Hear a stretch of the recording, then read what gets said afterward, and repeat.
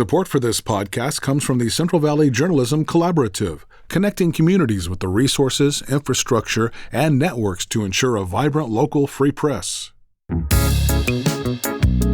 From KVPR in Fresno, this is Central Valley Daily.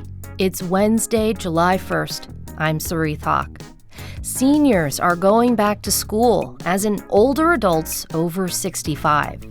I find myself just grinning practically the whole class. We learn about the benefits of education for older adults, according to both students and experts. That story is coming up in just a moment, but first, these news headlines. Immigration lawyers in the Valley say they are not surprised by the outcome of a major case out of the Supreme Court yesterday. The court upheld birthright citizenship after President Trump tried to end it. George Rios is an associate attorney for Cook & Olson, an immigration law firm in Fresno. I kind of always felt like this was going to be the outcome that we should be getting. The Constitution is clear. Anybody who was born within the United States, irregardless of what their parents' legal status is automatically a U.S. citizen at the time of birth. Rios says there isn't much else to litigate on the case.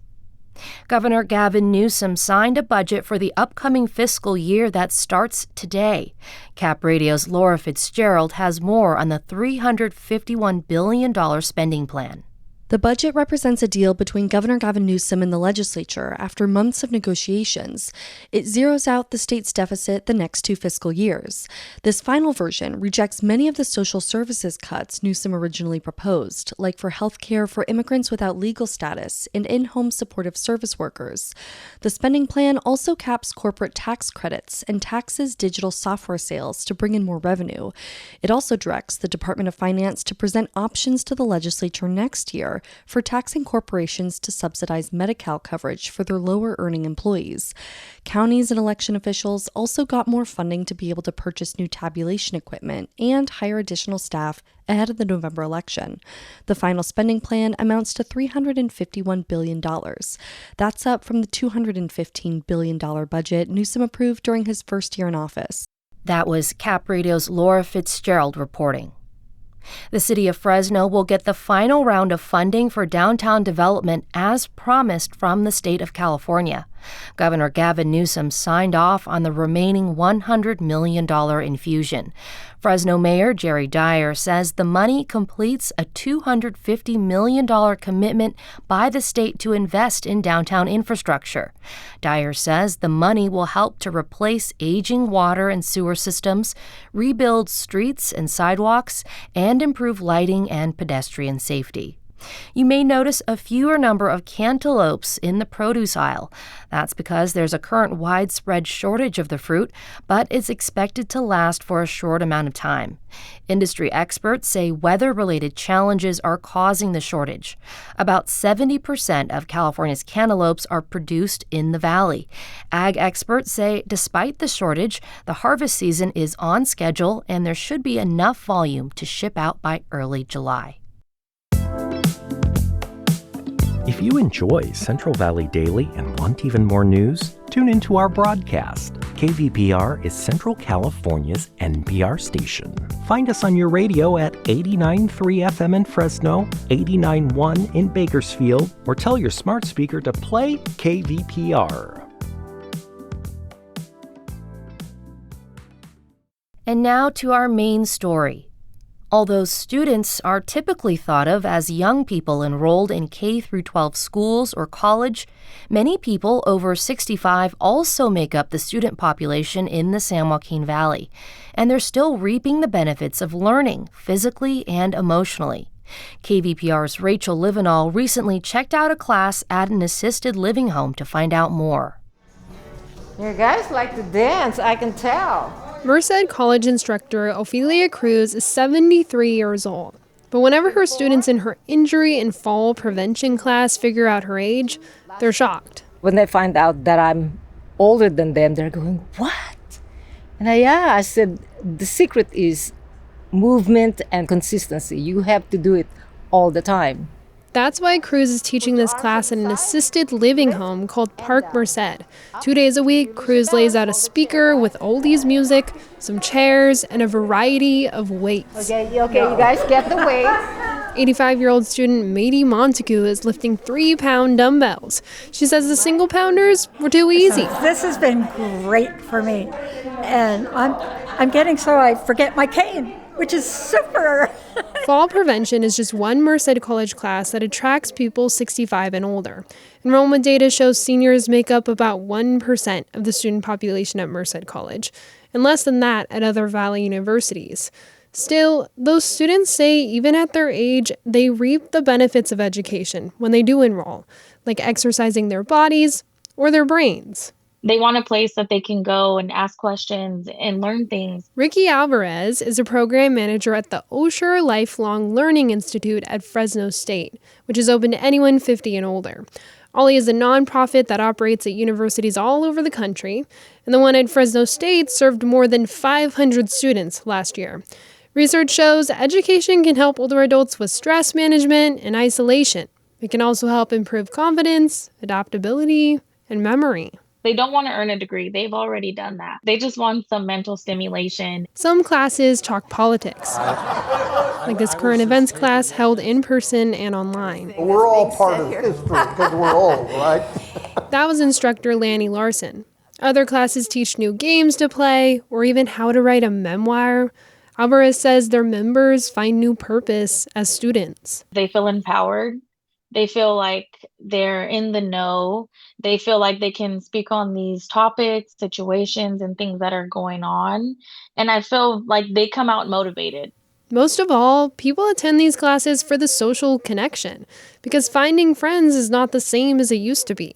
Lisa Bell is the executive director of Fresno State's OLLI. We don't talk to our neighbors. We just open the garage and we pull in. Many of the old ways that we made connections, even for working people, younger people, are just not as strong.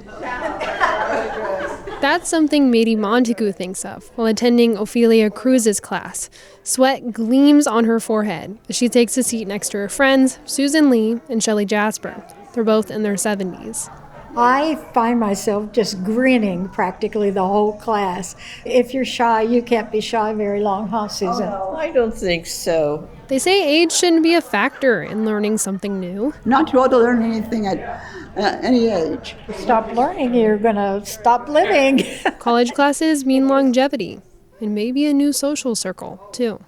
For KVPR News, I'm Rachel Livinal. And Rachel joins me now to discuss her reporting in a little more detail. Hey, Rachel. Hey, Zarif. So in your report, you gave an overview of some of the classes that students take at OLLI. Do you have an idea of how the students are actually utilizing the skills they've learned? It's a range of things. Some people actually end up doing real things like publishing their work. So the classes that are about getting your work published or writing a memoir, the program manager I talked to said 2 people got their poetry and a short story published last semester. So sometimes they do real things like that. Other people simply just use the information they learn to talk with their family or friends. They feel more updated on things. There's like a class that teaches new games to play. So, they'll play that with their friends or family. And sometimes they just like learning something new, having something that they can bring up in conversation. Yeah, such a great program. Well, I noticed in your report that enrollment at both Merced and Fresno City College were actually much higher than other colleges in our region. Is there any reason for the increased enrollment in these schools? I think these colleges have more of a presence in the community. It's almost like they're more, community schools, like they're community colleges. So Merced College, for instance, it offers classes that are pretty designed for seniors. So, for instance, they have the fall prevention class, but they also have things like they have a class that kind of helps you navigate potential phone or computer scams. That's also kind of catered towards older adults. So they have things like that would attract older adults generally. Yeah, and keeping in with the enrollment theme, do you think the pandemic had any problems for enrollment with college classes like these? Yeah, so looking at enrollment data that I got and also talking with Ollie. So for instance, at Ollie, it slashed enrollment. So in 2019, Ollie had towards 1,000 students enrolling in their classes. And now they have just over 500, and they've been slowly building that number since 2020. They tried switching to Zoom, but of course, technology is a whole other battle. Right now, they have hybrid classes. Some classes are hybrid, some are just in person, and they're slowly shifting toward more in person, only since that seems to be what older adults express that they want more. Yeah, and I'm curious, are these classes free to take? How does that whole process work for older adults who want to take the classes? Most of these classes, from what I learned, are not free to take. The fall prevention class was actually free. It was provided by the community, but I know some classes, like at Fresno City College, make you pay tuition. Ollie, the extension I talked about, also has a fee for different classes and also just joining Ollie. But generally, they don't cost too much, and especially at a community college, tuition is dirt cheap compared to what you hear about tuition these days. And then as far as like wanting to take the classes and enrolling, it's generally the same, I think, as a regular enrollment process. So you sign up and you fill out the same forms as any other college student, from what I know. For students who took the injury and fall prevention class, how did that affect them outside the class? I'm just curious, the impact. So the instructor of the class, Ophelia Cruz, she said people really start to see improvements with their movement after taking that class pretty regularly. So they're using less aids like canes or walkers. They have more flexibility. They can move around better. For some, this was especially vital since injury or surgery had caused some mobility issues in the past. And it's all in the class's design. Ophelia leads them through a series of flexibility exercises, some lifting movements. They do some sets with dumbbells, of course. Some of it's in a chair. It's kind of like dancing, but combined with exercise. They also do some yoga at the end, too. Wow, that sounds fun. And before I let you go, Rachel, for listeners who aren't in the Merced area but are interested, are there similar programs in other parts of the Valley? Yes, of course.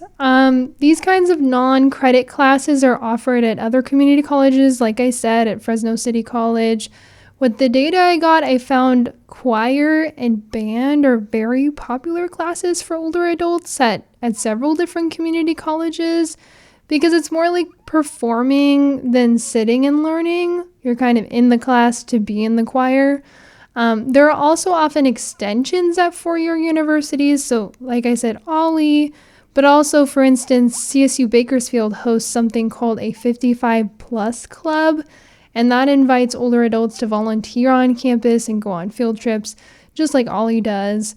Universities and colleges usually have something that caters towards older adults. You just might have to go and search for it.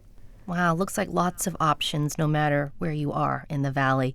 KVPR reporter Rachel Livinal, thanks so much for joining me. Thank you for having me, Sarith. And that's today's show. Today's episode was produced by Rachel Livinal, Carrie Klein, Jonathan Linden, Crescencio Rodriguez Delgado, and KVPR, with support from the Central Valley Journalism Collaborative. I'm Sarith Hawk. Find the latest local news anytime at kvpr.org.